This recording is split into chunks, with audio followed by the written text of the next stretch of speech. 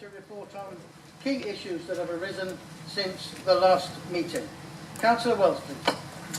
Thank you, Mr. Chairman. As you say, the Leader's report is about things that have happened to the Council since the last meeting, and probably the most obvious and public has been the fine on our guilty plea in court to a health and safety prosecution. You'll all know that the fine was for £250,000 alongside £18,000 in costs, and whilst that is hardly welcome, either financially or reputationally, it does at least absolutely quantify one of the financial risks this administration has been carrying for others' past mistakes. I must make it very clear at this juncture that this has no impact on the compensation claims to workers who may have suffered. That will be covered separately by our insurance company where negotiations are ongoing. I can now repeat the statement we issued on the day of the judgment, and that is that we as a council have engaged fully with the health and safety executive investigations and were prepared for the outcome on the day. We are sorry for the impact that this has had on those affected, and would like to provide reassurance that the Council has undertaken an extensive review of policies and procedures to ensure that this will not happen again. We have fundamentally changed our health and safety processes, including extensive training and awareness campaigns for staff, as well as appointing a dedicated health and safety officer. With a number of new measures, with both tighter policies and procedures introduced, and working closely with the HSE, we are confident that we are doing all we can to mitigate further risk in these areas. From a budgetary perspective, we are now seeing some of the risks that we've been carrying crystallise. The bulk, if not all, live animal export claims are now settled. The House prosecution costs are now known. Longer-term resolutions on Dreamland, Pleasure Armour and the port are generally awaiting events elsewhere. We are slowly but surely closing off the expensive errors of the past, one by one, so we can, as a council and community, move forward together. I am thus delighted tonight to be able to announce ambitious and exciting plans for the future of the Theatre Royal in Margate. Working with the Soho Theatre in London, we are planning a major refurbishment and relaunch of the theatre. The project will also see the derelict 19 Hawley Square brought back into use as a restaurant and boutique hotel. We were very impressed by the proposals submitted by Soho Theatre following the marketing of the theatre and 19 Hawley Square. Their expertise, experience and acclaimed programme will bring real fresh vibrancy to the regeneration of Margate and the cultural offer in Thanet. The proposals will also ensure the preservation of the historically important Theatre Royal, which boasts, I think, arguably the oldest working stage in the country. The project is in the early stages of planning and is subject to funding and planning consents. Funding agencies are already engaged and support the project, and we are working closely with the current operator, Your Leisure Kent Limited, and would like to thank them for their continued commitment and hard work. We would additionally like to thank all others who submitted proposals during the recent exercise, all of which we read with interest. Soho Theatre is a charity and social enterprise with ambitious plans for growth beyond its current London base, including UK and international touring, a TV and digital arm, and further venues. The aim here is for us to work with them as a partner to transform the Theatre Royal into a viable business to play a leading role in the local visitor economy and the cultural life of our community. I am often accused of blaming all ills on past administrations, so I will say at this point that we inherited this plan from the previous Labour administration, the plan being to offload the theatre and 19 Hawley Square together, which I would confess privately I thought was probably a non-starter. I was wrong, and the combination appears to have landed a bigger operator than expected, and we can all look forward to further detail in due course. As ever, these stories continue to be reported with little thought for accuracy. In the week before the judgment, there was some extraordinary reporting of our open and honest budget reports on the risks we are carrying. I suppose my own particular favourites were the BBC wheeled out SIPFA representative who explained our 6 billion reserves were too low and should be 20 billion in an ideal world, who then went on to say we only had 10% of what we needed. Only an accountant, I feel, could define 6/20ths as 10% of anything without irony. Indeed, the only other person who made the same error was also an accountant, a certain Mr. McKinley, whose own accounting principles on election expenses seem pretty fictional. The second was, of course, ex-councillor Driver, who does his best to continue to haunt us, stating on Radio Kent we should raise council tax by at least 3%. The law, you will recall, allows us only 2% without a local referendum, the costs of which would outweigh the additional 1% that was going to be generated as income, even should we manage to win that referendum for a higher council tax bill. More oddity economics from the increasingly detached Green Party. It is interesting to note that both the Greens and Labour favour increased taxes, the Tories and Labour increased borrowing, and the Lib Dems seem wedded to another expensive national referendum on the EU. And they all say that UKIP are the party that's out of touch. I wonder. Post the very last autumn statement, the Chancellor seems to have missed the irony of a special sort of austerity policy which slashes council budgets by 40%, yet managed to triple the national debt over the same period. In passing, I really should welcome the election of Paul Nuttall as leader of UKIP, and his belief that from Manchester to Margate, Hartlepool to Liverpool and Thurrock to Carrick, UKIP can grow an electoral revolution across the length and breadth of our land. A revolution not focused, as are others, on the unrepresentative lives of London's elite, but as the true voice of a patriotic Britain. Following review from scrutiny, the draft local plan now moves to Cabinet on December the 8th, prior to 6 weeks public consultation commencing on or about 9th January 2017.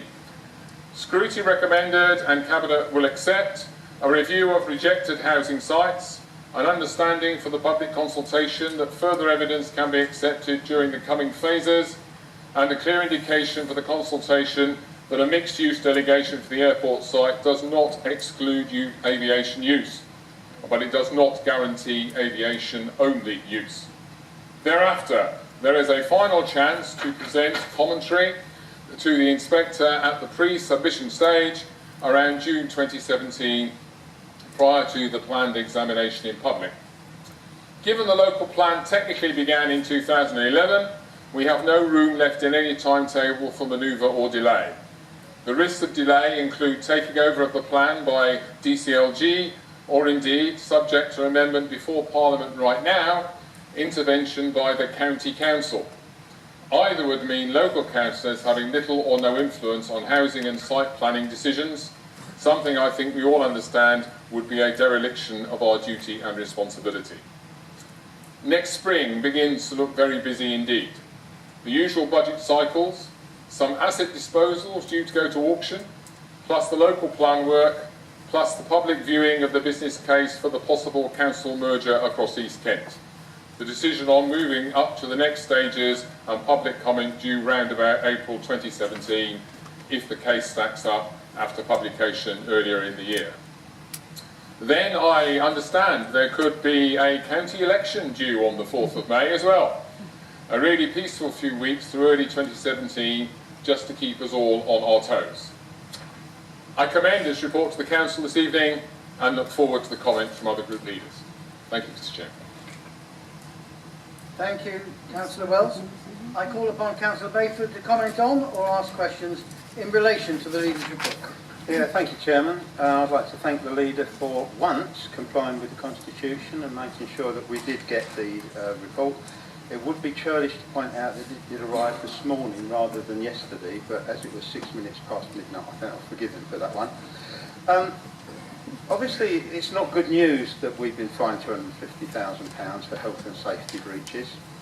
I believe that that figure, though, would be at the bottom end of the range of possible fines, and that given that the size that the penalty could have been, we might consider ourselves fortunate to get away with that. If get away is the right term, I'm not sure it is. But in any case, if it's been a wake-up call to tighten up our health and safety procedures, then perhaps it really isn't such a bad thing. And certainly I've seen evidence of the training that's been going on. It's quite impressive and probably well overdue. It's certainly very good news that the Theatre Royals to get a new lease of life.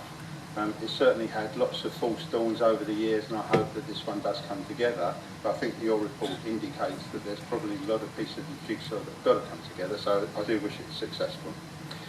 On the subject of our financial reserves, whilst outside comments may be the cause of some amusement, the actual level of our reserves is not a laughing matter. It leaves this council in a vulnerable position, and I hope that we may be able to build our reserves up again in the coming years, and that nothing comes along out of the blue to hit them. I welcome your comments with regard to the local plan, particularly the emphasis on the fact that it's not too late to submit evidence and actually influence the final outcome. I do, however, think that your comment that a mixed-use designation for the Manston site doesn't preclude aviation is a bit disingenuous. True, there could be some activity of light aircraft up there, but I doubt there are any serious airfields that have got 2,500 houses stuck in the middle of them. You started your report by saying that it was about things that had happened to the council since the last meeting. And I'm not quite sure in that context that the election of Paul Nuttall is actually relevant. However, I would say in passing that he must have been highly relieved that you decided not to actually enter the race, because it left him free to go and claim the crown for himself. But I also think that when you call UKIP the voice of patriotic Britain, I think you may be confusing patriotism with xenophobia.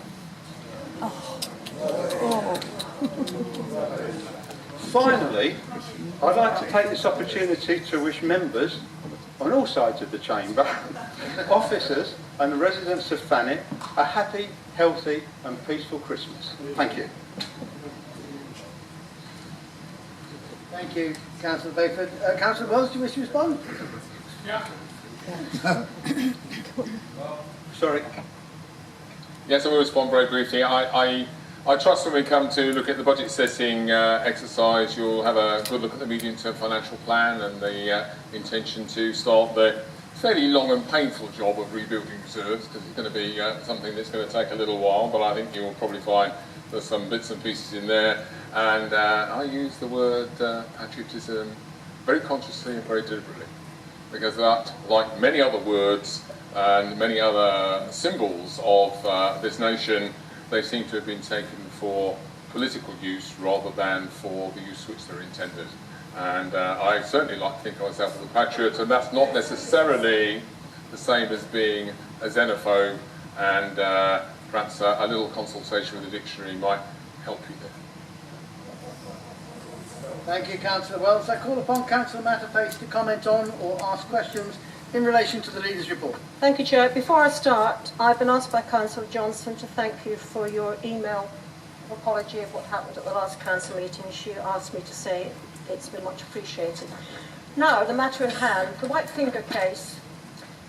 This could have been resolved much earlier had the HSE report received in 2010 been acted upon. Please note the date, 2010.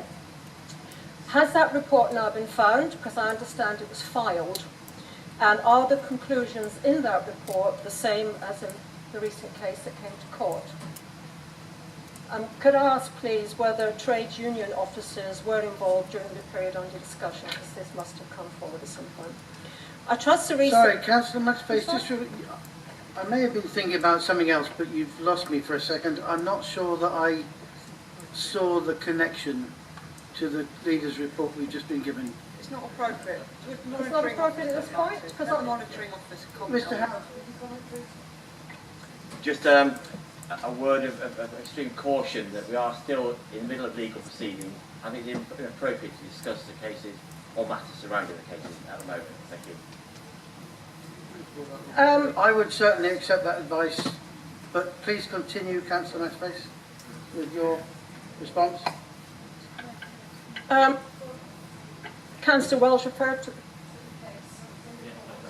case, and my understanding is there was an earlier report, so my question was whether that had been acted upon.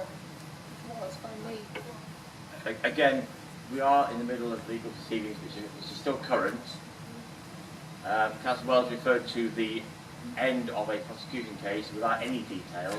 I think it's really appropriate to discuss detail or in the middle of legal proceedings.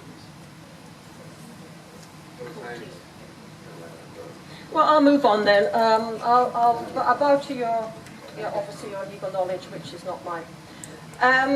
Okay, the good news about the Theatre Royal.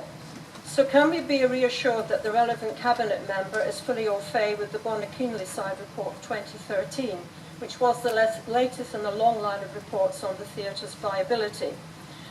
I think one of the major points that was made in that report was the parking issue in the area, since this can be a barrier, and this was highlighted in the report, to the sales. And these various reports have mentioned that something needs to be looked at to make it easier for people to come to Margate. And could I also ask where this all fits in with the economic regeneration of Margate itself? And important question about number 19, which I gather was bought from Orbit, if I can ask why it was allowed to deteriorate so long when initial repairs were carried out, but not further repairs. You mentioned Paul Nuttall, UKIP's new leader. I'm sure he must be very appealing to those that he wants to represent, seeing as how he says he wants to privatise the National Health Service. Yes, he has been quoted. He has been quoted publicly. He wishes to nationalise the NHS. I don't think that's quite the best way to announce your arrival. Check the press reports.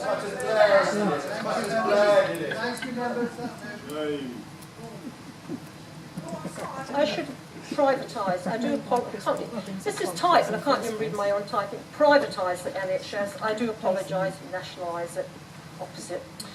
The local plan. Well, I did dip into the 6 volumes. Fortunately, it could be taken piece by piece.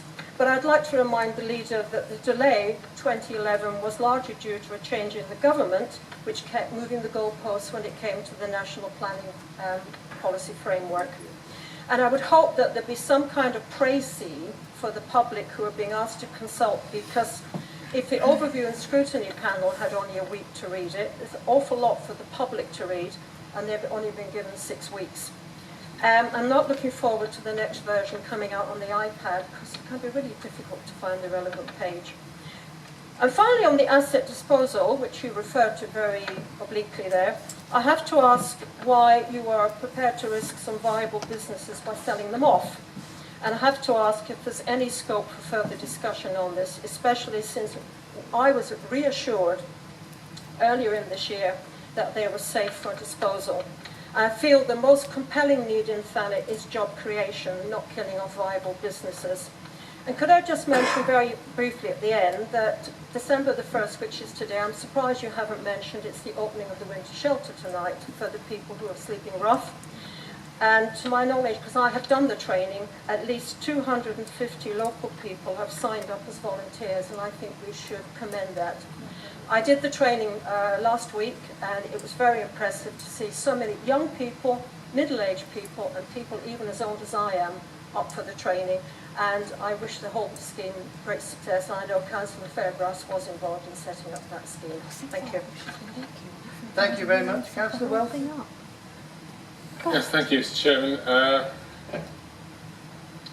I think the ups and downs of 19 Hawley Square have been well rehearsed over a long period of time, and indeed the attempts that Orbit made in order to do something with that property over quite a long period of time in the face of opposition from residents of Hawley Square is fairly well documented as well. There were some major repairs done in the last year of the Labour administration, and they saved it from further damage. But it sits alongside, or did sit alongside, a large number of properties that we have been attempting to try and keep in the air on limited budgets, which is why we get to things like asset disposals, which tend to cause so much heat and very little light, which is a nice link, isn't it, to Dane Valley units. Certainly, yes, the Dane Valley units are nearing the end of their useful life. Those people who work there have, I think, had considerable criticism of the council's manner and method of running those units during the time that they have been there, and they have formed themselves into, I believe, a limited company in order to be able to take them on if they are able to actually overcome the others who go to auction for them. The bottom line is, it's not a community organisation, it is a limited company. It's a limited company that's prepared to look at profit rather than anything else. and as we are required by law to actually get the I don't want to get into the best value, best consideration debate again, I think, which we've rehearsed ad nauseum in the past. But certainly to get the best value we can for the situation, there has to be a way that we can test that against the other people who are interested in the property as well. So we can't just sidle up to one group and say, we really like the look of you, would you like to have it, and let's invent a price, which is the way it tends to come across. And yes, you're quite right. 1st of December today, the winter shelter's open. I was leaving that for Councillor Fairbrass to discuss. It was in her particular portfolio, and she's been part of the actions and activities that have put that in place. And I think it's a good moment to say a very big thank you to her for some very hard work in the face of some very interesting opposition. Thank you. Thank you. I call upon Councillor Grove to comment on or ask questions in relation to the leaders' report. Thank you, Chairman. Well, all I can basically say is the one that goes last says the least, because the previous speakers have covered most points that I was interested in the report. But what I would like to say is it is good news to have something of delight like the Theatre Royal coming back to life again. Though we've had a few bad points in there, but I think that counts them all. And I welcome Councillor Wells's report. I think it's okay. Thank you very much. Councillor Wells, please. Yes, thank you. Without wishing to go over old ground, there's a period in which we have had to deal with a number of very direct challenges from things that have gone before us, and now perhaps as we've stopped some of those and quantified some of those, we can start to plan on making some of the more positive things happen for our island and seeing those things move forward into the future in due course. Okay. Thank you for that. Thank you very much. Now we come to the report of the Chairman of the Overview and Scrutiny Panel. I call upon Councillor David Saunders to present his report. Thank you, Chairman.